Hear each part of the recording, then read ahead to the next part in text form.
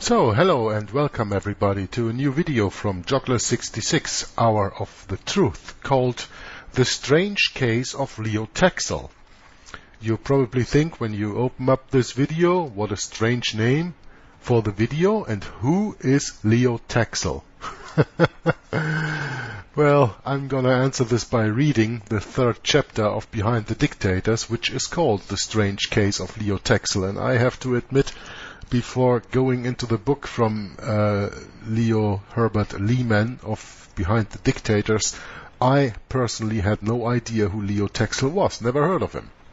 Now you can say, well, that's bad research because I know him. Well, okay, then maybe I did bad research. I really had no idea. The thing that he put him in this book here is the big deception that it is all about. And you have to understand that whether Leo Taxil here is cited as being a Freemason, which he was, or cited of someone who converted to Catholicism, which he did, he always worked for the same master. So, why does Herbert Lehman put Leo Taxil in his book and even in one of the very first chapters? Well, that has to do, of course, with trying to blame the Jews on a lot of things. As you've already learned, probably in the first chapters also, and you will learn in the next chapters to come, there was a world war going on during the time that Lehman wrote this book. And in this world war there was a so-called Holocaust and the extermination of the Jews. And there were, of course, many propaganda stunts that led up to these, meaning that the Jews were always blamed for stuff. And I don't go into this with a small little comment, because if I start that, that's going to be a video of an hour and a half for itself. You know that the Jews have very often been made responsible for things that they were not responsible of. Maybe we go a little bit deeper into that while I'll read to you this very short chapter. It's only 4 pages long, and we'll see how long it's gonna take. And by the way, this is something I think I've done only for the second time now. I yesterday already recorded the reading of this little chapter, but I turned all night from right to left and left to right because I just wasn't satisfied with the way that I did it. So this is why today, on the 12th of July, I'm doing it all over again. I kept only my last comment, which takes about 15 minutes, and I will put that at the end of the video in the original reading. I don't have to do that again because that was alright, but my reading yesterday was really someday a little bit off. So I'm gonna start right now reading chapter 3 of Behind the Dictators from Herbert Lehman, called The Strange Case of Leo Taxil, and we will get to know who Leo Taxil really was. The prime motivation of Catholic action is its eschatological complex that the Vatican, as God's designated champion, must do open battle with the forces of Satan before the world ends. This is the first sentence of this chapter, and here already I have to make a little comment. The prime motivation of Catholic action is the eschatological complex that the Vatican, as God's designated champion. Which God? Not the God of the Bible. We first and foremost have to learn and to understand that the Roman Catholic Church, which calls itself the only true church in this world, outside of which there is no salvation to be found, is not the continuation of the church started by the apostles after Jesus was nailed to the cross. This is not the real true church of the God of Abraham, Isaac, and Jacob. This is the church of Satan, also the synagogue of Satan. And it is funny because later in this chapter we will see that the Roman Catholic Church calls the Jews the synagogue of Satan. And on the other hand, that Freemasonry calls the Roman Catholic Church the synagogue of Satan, and the other way around. So you're always spun around, you know, and they spin it and spin it and spin it until you get dizzy and don't understand a word anymore. That's the idea. So with his opening sentence here, And I'm quite sure that, of course, he knew that the Roman Catholic Church is not the real church, as we can put it, that comes out of the apostles, but that is more the stance of the Roman Catholic Church itself, that it has to battle with the forces of Satan before the world ends. Now, present world trends have convinced Catholic leaders that the time for that Armageddon is fast approaching. In their minds there is not the slightest doubt but that ultimate and complete victory will be theirs. Well, when you read the Bible, you know that the ultimate and complete victory belongs to Jesus Christ alone. So when there are Catholic leaders that think that in their minds there is not the slightest doubt that the ultimate and complete victory belongs to the Roman Catholic Church, then I must advise to them, as I do advise to everybody, and surely deceived Catholics, just to read the Bible. Then you know that an earthly church does not have complete victory in the end. Neither have they, the Catholic leaders, any doubt as to who comprise these forces of Satan. They now name communism as the generic term for the objective at which the various forces aim who are on Satan's side against the Catholic Church. And since they hold that all who are not 100% with the Catholic Church are against it, hello? Do you remember a certain American president by the name of George W. Bush few years ago stating, "If you're not with us, you are with the terrorists"? So when you are not with the United States, you are with the terrorists, and when you are not 100% with the Catholic Church, then you are against it. Liberals of all kinds are placed under the banner of communism. Well, that's just at that moment of time. Pio IX, the Pope Pius IX, who we will come to later in this chapter, I think, wrote the Syllabus of Error. And if you want to know what the Roman Catholic Church thinks of liberals and of free democratic government, read the Syllabus of Error, and you will get a wonderful lesson. Leadership of these combined forces of evil is accredited to world Jewry and Freemasonry, the author continues. So that means that Jewry and Freemasonry is accredited with the forces of evil that are against the Roman Catholic Church. And communism. Well, communism originated from the reductions of Paraguay in the 16th and 17th century.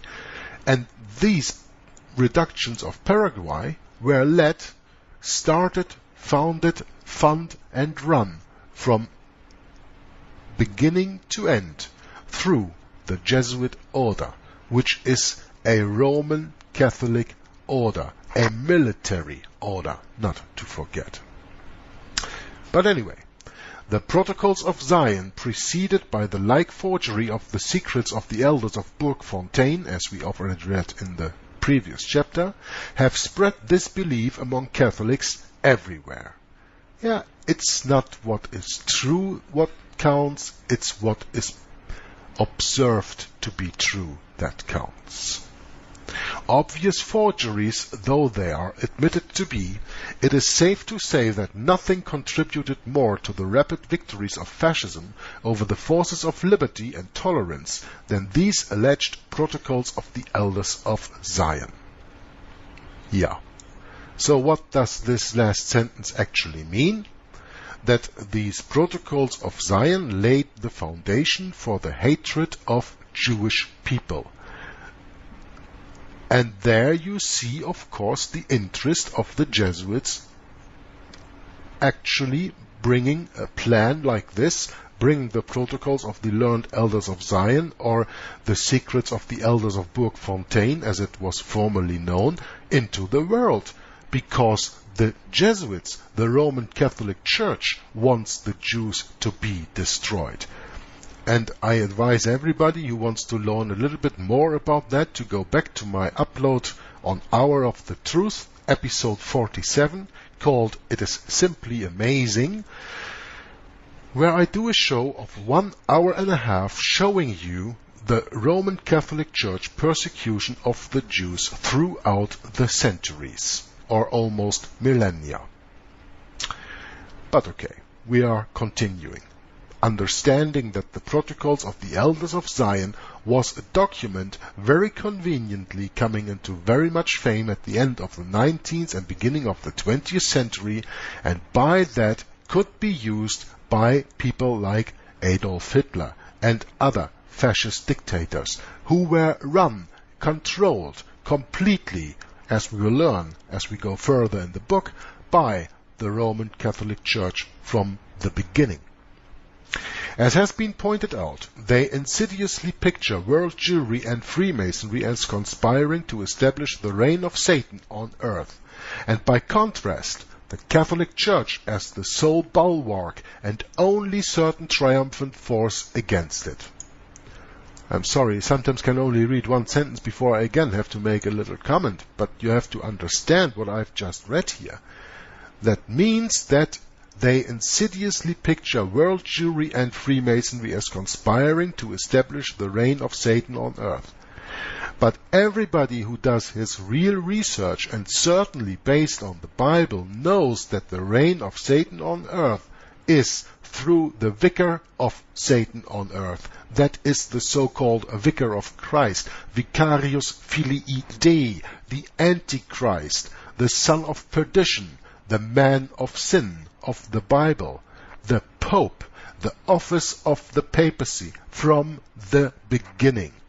That is how the reign of Satan is here on earth. Yeah, we have a godly kingdom, but it is not the God of the Bible. It is the God of this earth, as referred to in the Bible also, that Satan is the God of the earth. Satan is the God of this world, of all worldly things. And that's why friendship with the world is enmity with God. Okay, I hope I made the point.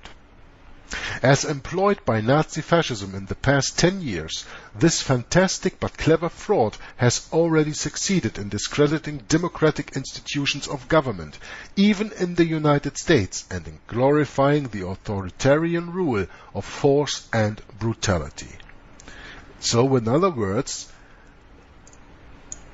the democratic institutions of government, even in the United States, have been successfully discredited because the government of the United States very often is brought together with Freemasonry. And so they say, okay, Freemasonry is of the devil, so the government of the United States is of the devil because it is run by Freemasons.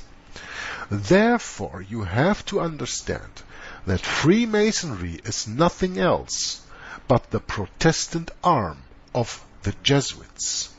And as we will probably see a little later in this reading, or even later in this book, as you have already seen in other uploads of mine, you know that on the top of Freemasonry stands the same person as on the top of the Jesuits, the Black Pope, the General, using the left-right paradigm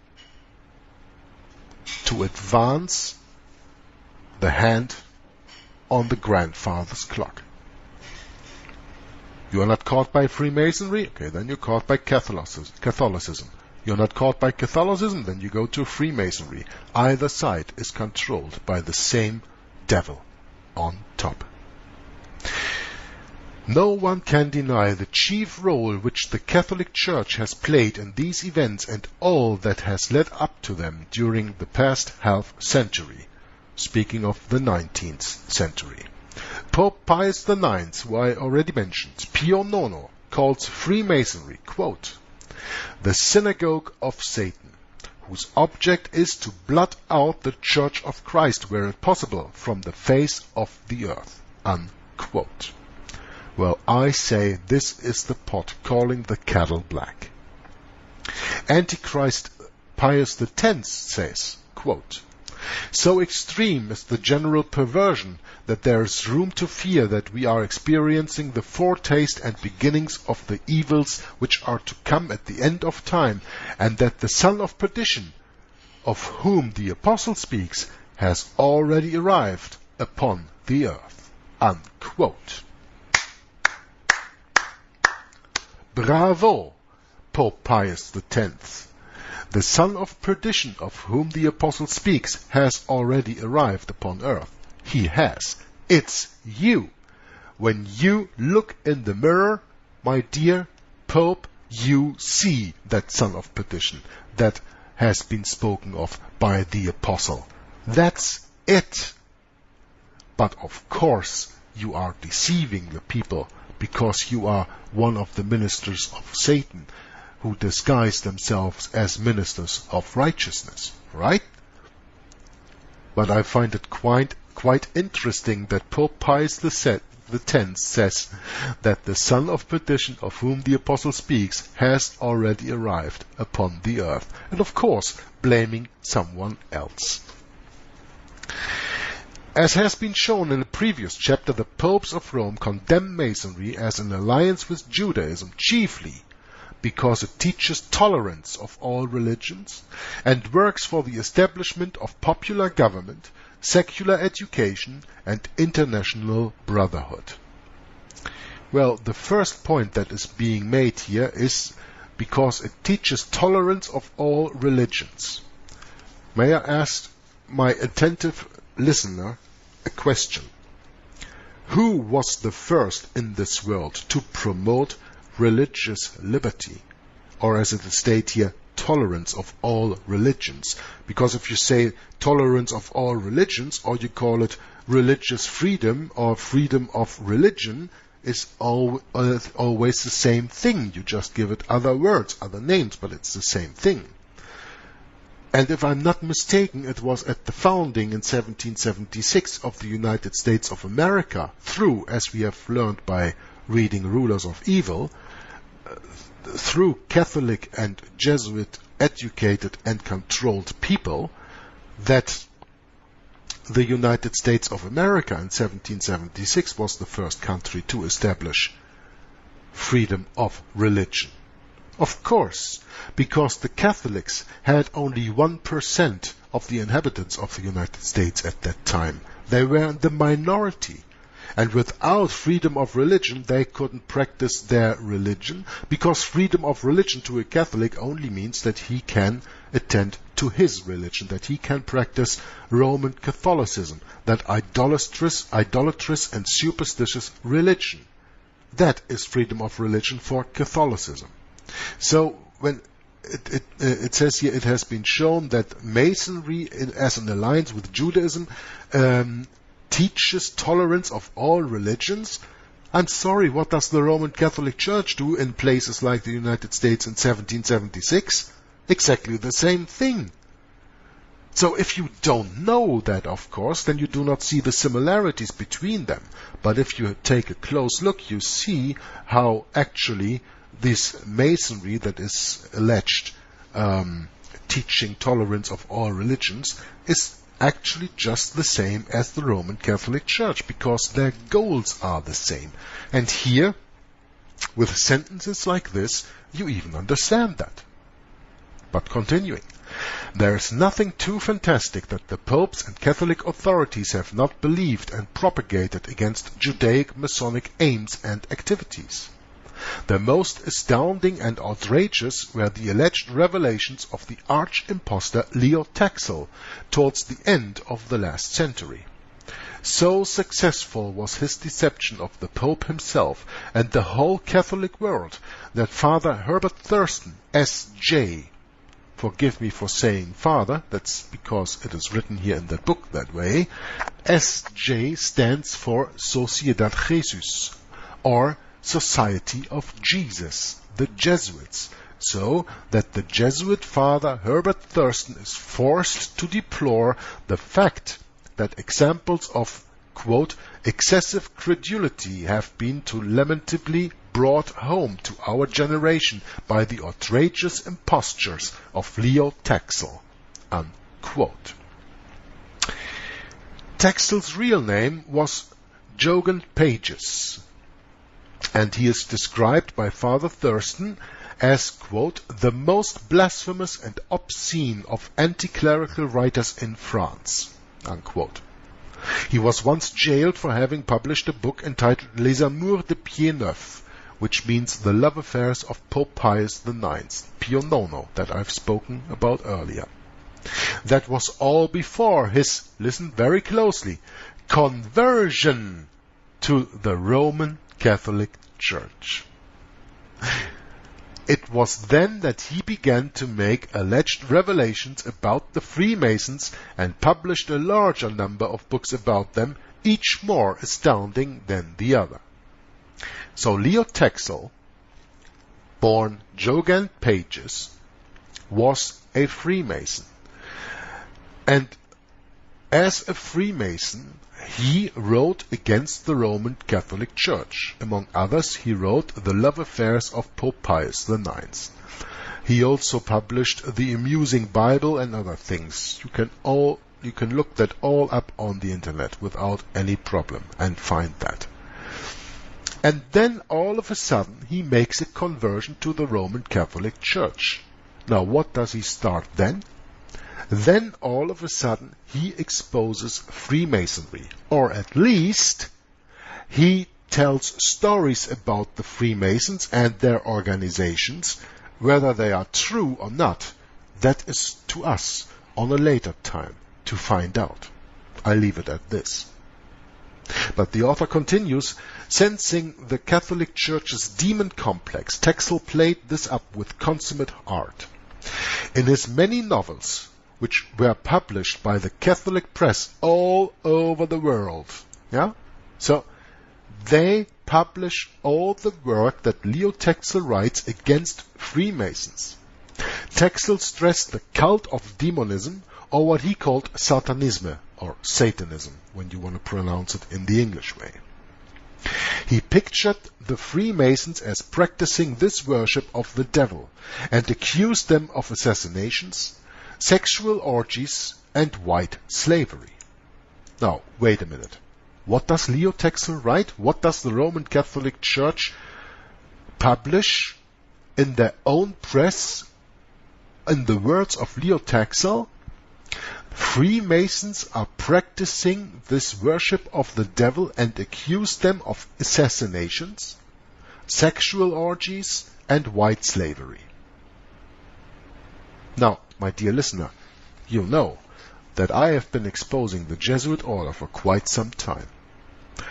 And you know, when you go a little bit through the history of the American presidents, that there are at least 5 presidents who have been assassinated by the Jesuits. Harrison, Taylor, Lincoln, JFK, Buchanan, Garfield. How many were that already? 5? 6? Look it up. I did an upload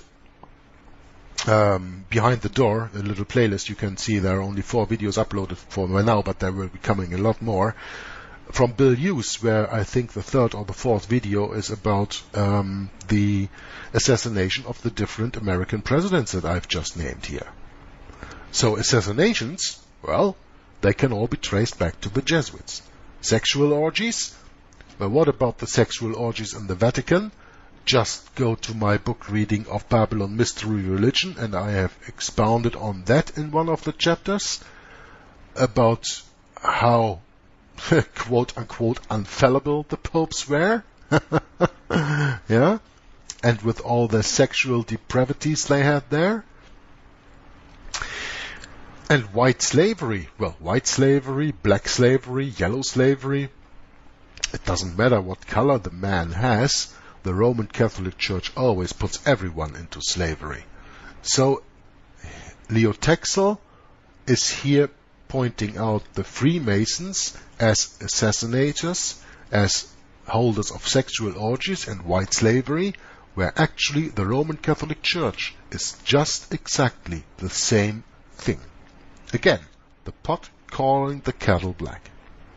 He recounted that the Freemasons tried to get women into their power to the point of forcing them to have intercourse with the devil. Now, how is that possible when the devil is a spirit, and a spirit like an angel cannot have sexual intercourse with persons? But that's another thing. But you know, Adam Weishaupt once said, "O foolish man, what can you not be made to believe?" This is one of the things. As proof that Freemasonry was secretly controlled by the Jews, not by the Jesuits, by the Jews, he revealed their alleged practices of Jewish rituals. So, here you see the real agenda of Leo Taxil, discrediting the Jews again in the forthcoming time of the First and then the Second World War, with the Jewish persecution all over the world. That is needed. Understand that, please, dear listener. That is needed because the Roman Catholic Church, the Antichrist, needs a nation-state of Israel to fulfill Daniel's 70th week in their mind, how they see it, because Daniel's 70th week, the prophecy of the prophet Daniel, chapter 9, all the verses up to 24 and 27 have been completely fulfilled by our Lord Jesus Christ 2,000 years ago. And I made enough videos on that, and Jesse Wessel is for the moment doing videos on that, and you can also check my second channel and the playlist Jesse Wessel, and there you will find a lot on Daniel's 70th week also. But the Roman Catholic Church has the agenda to build a nation-state of Israel, which is under the disguise of so-called Zionism, started by Leo Herzl, who was a Jesuit-controlled person. The Pope, the Antichrist, is the greatest Zionist of the world. So, here they blame the Jews that they can later start persecuting them, and when persecuting them, then giving them the option to go to Palestine and have their own country there, as we have since 1948 the nation-state of Israel over there, which is absolutely 100% unbiblical, and only there that the Roman Catholic Church can make a ratio studiorum replay of Daniel's 70th week with their chosen actors in place, instead of what God prophesied to Daniel. The Catholic clergy everywhere were especially delighted with Taxil's sinister novel Palladismus, the story of Diana Vaughan, who, according to him, was the result of the union of her mother with a devil named Bitron. Yeah, there you have the deception again. A woman having sex with kind of a devil. These fantastic revelations, well, really, it's fantastic because it all jumps out of a sick mind. These fantastic revelations convinced many that the Catholic hierarchy were in direct contact with this daughter of the devil through the intermediary of Leo Taxil, now their protege. Pope Leo XIII received Taxil in private audience. Hello? Not only was the former Freemason converted to Roman Catholicism, he even was granted a private audience with the Antichrist, Pope Leo XIII. And then the Pope gave him his blessing and assured him that he had read his books against the Freemasons with intense interest, and that his writings were of great benefit to the cause of the Catholic Church. That is true, because it supports the agenda of Jewish persecution of the Roman Catholic Church. I pass over the question many will ask as how to an infallible Pope could be so completely deceived by one of the most outrageous impostors who ever lived. It was one time that the Jesuits too were outdone. And I do not agree on this last sentence of Mr. Lehman in this book. No, no, no, no, no. I do not agree with that. The Jesuits were not outdone. But because Leo Taxil first served the Freemasons and then served the Roman Catholic Church, and you know who is on top of these, both, you know that he was just playing an agenda for both sides. The Jesuits were not outdone. I mean, a few, probably, but not the ones on the top, because they planned these things. It is their agenda. Leo Taxil was nothing but a lying puppet. Lying? Well, we'll come to that. For a long time, Leo Taxil enjoyed the easy success he had obtained by playing upon the credulity of the Catholic clergy and laity. Then came the great denouement, planned and carried out by himself, as it were, for the fun of it. In order to enjoy his victory over the Jesuits to the very last, he called a public meeting in Paris on April 10th, 1894, and announced to the consternation of his hearers that all his activities, his books and pamphlets, as well as the story of Diana Vaughan, the daughter of the devil who had been converted to the Catholic Church, were nothing but a huge joke dispassionately concocted and executed by him. He quietly told them that Diana Vaughan was merely the name of his typist.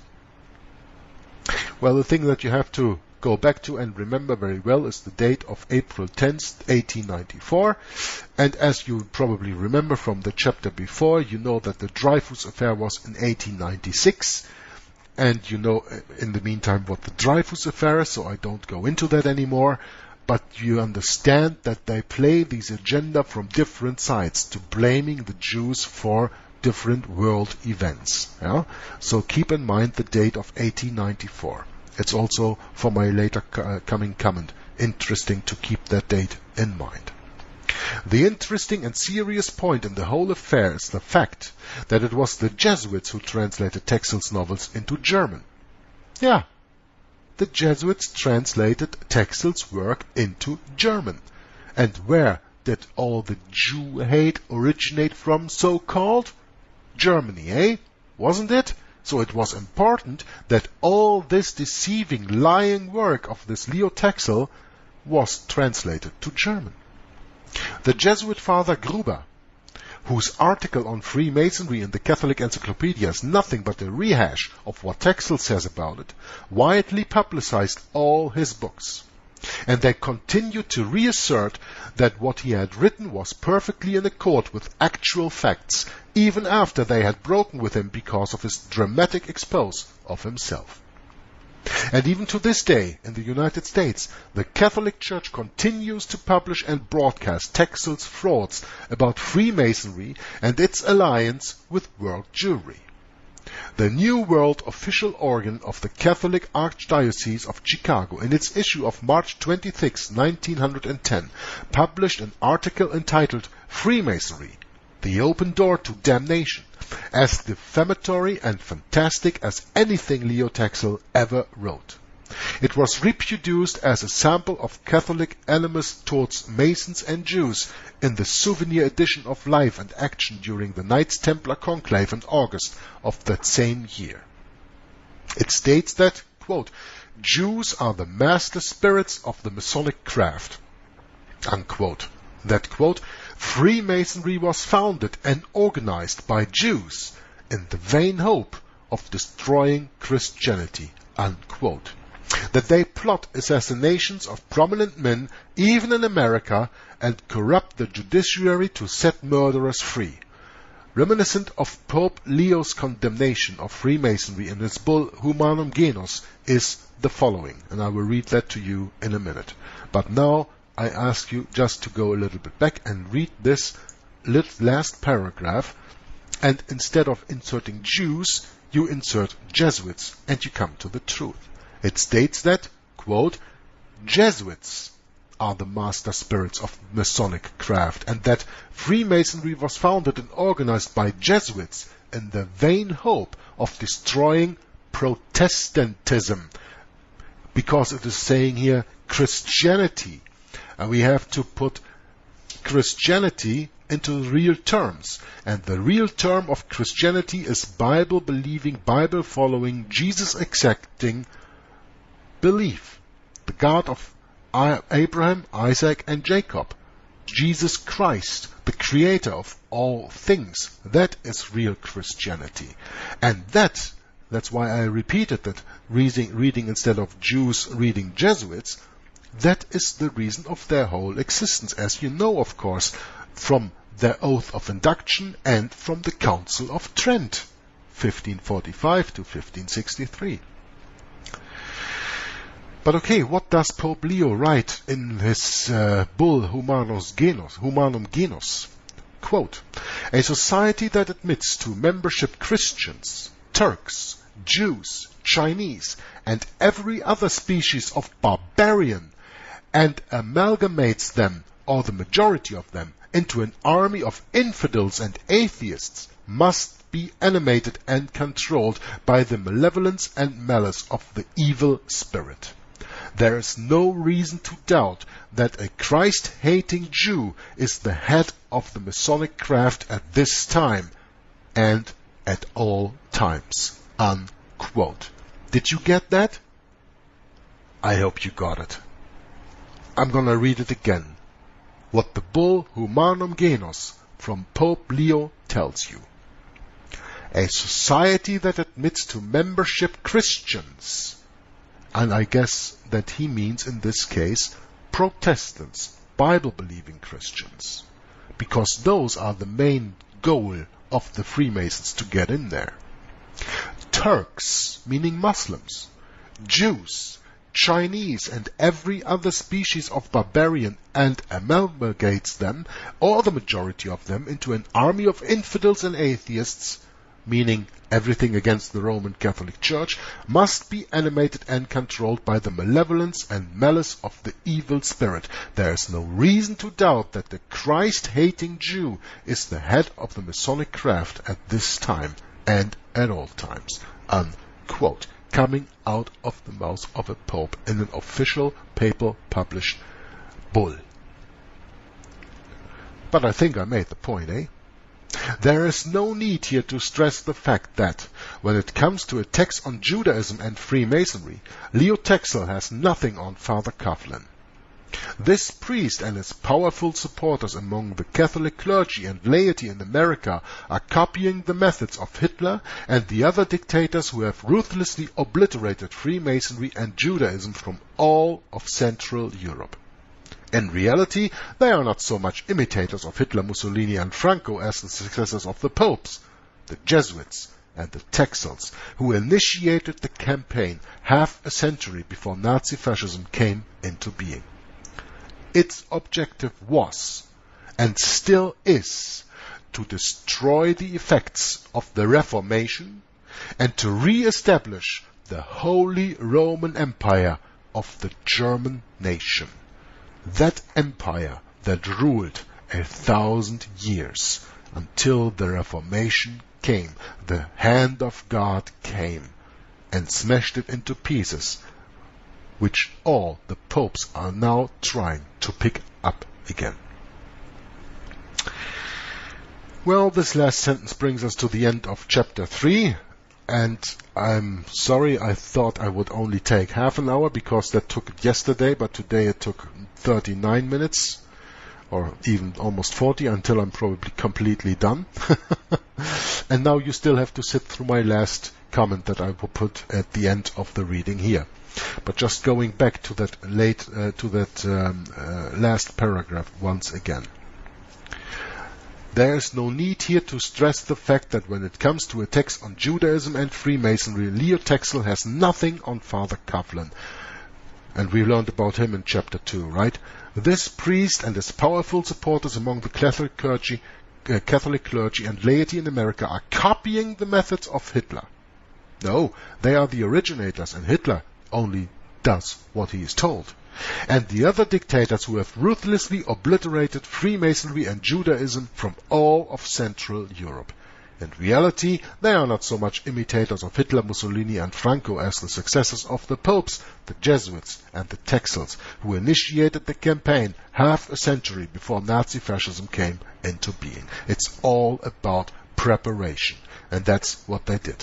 Its objective was and is still to destroy the effects of the Reformation and to re-establish the Holy Roman Empire of the German nation.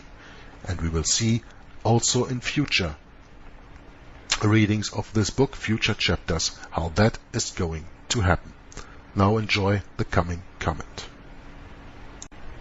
This is the sentence with which the author concludes chapter 3 of Behind the Dictators, called The Strange Case of Leo Taxil. If you want to get any more knowledge about Leo Taxil, just Google his name. But the author's done, but I am not done yet. I still have something to say. And this is something that will probably shake you. Because everybody knows a certain quote from a certain high Freemason of the United States of America, Herbert Pike, from his book, so-called Morals and Dogma. Leo Taxil is most known for his false quote from Herbert Pike from his book Morals and Dogma, and the infamous Taxil hoax quote, supposedly from Herbert Pike, is as follows. Quote, "That which we must say to a crowd is, we worship a God. But it is the God that one adores without superstition. To you, sovereign Grand Inspectors General, we say this, that you may repeat it to the brethren of the 32nd, 31st, and 30th degrees. The Masonic religion should be by all of us initiates of the high degrees maintained in the purity of the Luciferian doctrine. If Lucifer were not God, would Adonai, whose deeds prove his cruelty, perfidy, and hatred of men, barbarism and repulsion for science, would Adonai and his priests calumniate him? Yes, Lucifer is God, and unfortunately Adonai is also God. For the eternal law is that there is no light without shade, no beauty without ugliness, no white without black, for the Absolute cannot only exist as two gods, darkness being necessary to the statue and the brake to the locomotive. Thus, the doctrine of Satanism is a heresy, and the true and pure philosophical religion is the belief in Lucifer, the equal of Adonai. But Lucifer, God of light and God of good, is struggling for humanity against Adonai, the God of darkness and evil." Unquote. This infamous Taxil hoax quote, supposedly from Herbert Pike, was taken, what I've just read, from the book called La femme et l'enfant dans le franc-maçonnerie universelle. So this is a French title, and when I have to translate that into English, it says The Woman and the Child in the French Masonic Universe. So I didn't write that down, that's the way I translated it right here. By A.C. de la Rive, published in 1894. Now, we just spoke earlier, when I read the book to you, about the date of the 10th of April 1894, right? Now, this is also published in 1894. And you have to know, Herbert Pike died in 1891. So when Leo Taxil came up with this fraud, and this book was at that time not available as it is today, Morals and Dogma, it was always kept within the society, yeah? So nobody could really probably check on that as we can today. And that was 3 years after his death, so Herbert Pike couldn't say anything about it. You have to understand that 1894, also this date, is so close to the Dreyfus affair that we spoke about in an earlier chapter, where again it were the Jews that were made responsible for everything bad happening. Okay? So I just want I want you to keep that in mind, the date, 1894. Now, when Taxil admitted his hoax in 1897, de la Rive wrote, quote, "With frightening cynicism, the miserable person we shall not name here, Taxil, declared before an assembly especially convened for him that for 12 years he had prepared and carried out to the end the most sacrilegious of hoaxes. We have always been careful to publish special articles concerning Palladism and Diana Vaughan. We are now giving in this issue a complete list of these articles which can now be considered as not having existed." Unquote. Published in the April 1897 issue of Freemasonry Disclosed. Now, when you read the book Morals and Dogma, you read the following on page 210. And because I always do research before I read a book like this in preparation of the reading, not all the comments, because all comments up to now were freely spoken, I didn't write them down, but this one I wrote down, I was going to look for if I could find Morals and Dogma online, and I found it online. I found it as a PDF version. I downloaded the PDF version, and then I was just looking in the document, searching some stop words, some quotations, looking up where can I find this, and I landed on page 210. Now, I just read to you what Leo Taxil wrote, what so-called was a quote from Albert Pike, and now I give you the quote that is in my version of the PDF book, Morals and Dogma, page 210 on the PDF, so that's maybe 211 in the book, I don't know. Quote, "The apocalypse is, to those who receive the 19th degree, the apotheosis of that sublime faith which aspires to God alone, and despises all the pomps and works of Lucifer.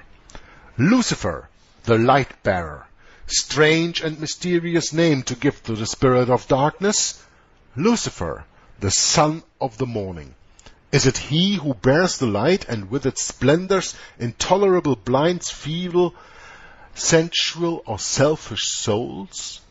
Doubt it not, for traditions are full of divine revelations and inspirations, and inspiration is not of one age or of one creed. Plato and Philo also were inspired. The Apocalypse, indeed, is a book as obscure as the Zohar." Unquote. Now, with reading this quote from Albert Pike, I had to look up what is the Zohar. Do you know what the Zohar is? S-O-H-A-R. I didn't know what Zohar was, so I looked it up. The Zohar, or Zohar, Hebrew means splendor or radiance, is the foundational work in the literature of Jewish mystical thought known as Kabbalah. Okay? So Albert Pike says here, traditions are full of divine revelations and inspiration. The inspiration is not of one age or of one creed. Plato and Philo, and we know Plato and Philo coming out of Greece, the philosophers, the Gentiles, never heard of the Word of God, were also inspired. And then the Apocalypse. So what is the Apocalypse? That's the book of Revelation in the Bible, right? Indeed, is a book as obscure as the Zohar. So Albert Pike here says that the Apocalypse, the revelation of Jesus Christ to the Apostle John, is a book as obscure as the Zohar. So, is Albert Pike speaking the truth? Based on the Word of God, based on the true Word of God, based on the Bible, or is he making up his own philosophy here? I ask you. You answer me. I think I know the answer for myself. So the Zohar means in Hebrew splendor or radiance, is the foundational work in the literature of Jewish mystical thought known as Kabbalah. Now, Kabbalah. It is the main language, you can read there, it is the main language of the Talmud. Babylonian-inspired Judaism that has nothing to do with the Word of God and therefore addresses only apostate Jews. Like the scribes and Pharisees at the time of Jesus, so please understand that this has nothing to do with the Jewish people who have been betrayed and lied to by their clergy and rabbis as the Catholics have been from theirs. That is the one thing Catholics and Jews really do have in common.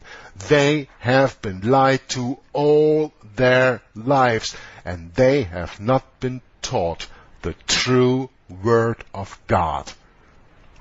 And for the Jews, surely not the Word of Jesus Christ, because they don't even read the New Testament, where everything out of the law and the prophets, mostly called the Old Testament, the law and the prophets, points to Jesus Christ. I mean, this is like standing 24 hours in a line to see a movie, and when it's up to you to pay your money, you say, no, I don't watch movies, I don't go in here. And you turn it back again. So you stood there 24 hours for what? For nothing. Because you don't understand the law and the prophets. Because if you understood the law and the prophets, you would have accepted the Messiah as he was announced, among others, by Daniel, chapter 9, verse 24 through 27. You have to understand, my dear listener, this is all to discredit the Jews as a race. So-called anti-Semitism. And it only works in a deceived world that does not understand, that does not believe, that does not follow the Bible, where it is clearly stated that every man is saved who confesses the Father and the Son, accepts Jesus Christ as his Messiah, and through this is born again in the Spirit, not in the flesh. God is not a respecter of persons. Also means he does not care about genealogy. Circumcision is of the heart, not of the flesh. So my point here is the following. Leo Taxil was a Catholic basher when working for the Masonic agenda. He turned 180 degrees and quote-unquote exposed Freemasonry as satanic. What he did not teach is the truth. Now, what's the truth here? Every quote-unquote religion is false. Every quote-unquote religion is of Satan.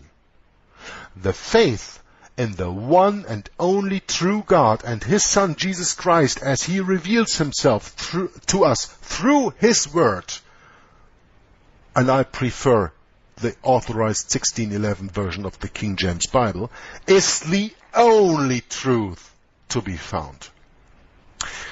So what you have to understand after reading this chapter or listening to this chapter is, so whether Taxil worked for the Freemasons or the Roman Catholic Church, he always worked for the devil. That's the only conclusion you should get from this chapter. And if in any doubt on the true belief of the Freemasons, just check out the writings of Helena Petrova Blavatsky, Isis Unveiled and the Secret Doctrine, and understand that on the top of Freemasonry stands Papa Nero, the Black Pope, the general of the Society of Jesus. And with this, I will end my reading now. This little chapter in the book was only 4 pages, and I thought I would do it in 15 minutes. Yeah, I did it in 15 minutes, but I had to add half an hour of my comments. Which is why I love reading these books and expose even the error in some of them, because it is written in a book, and it is widely held by many people interesting that the author really does know everything. Leo Herbert Lehman sure does not know everything. But am I complaining about that? Am I making a problem out of that? No. I try to see through these errors and up to the motto, eat the meat and spill out the bones. Take what is truth. Do your own investigation and never ever forget to hold up the Bible in the first place when you do your own investigation on things like this. And then you will come to the truth, and the truth will set you free. Praise the Lord. Jörg from Juggler66, Hour of the Truth, signing off. God bless you. I hope I see you next time. Hope you enjoyed the video. And until then, bye-bye.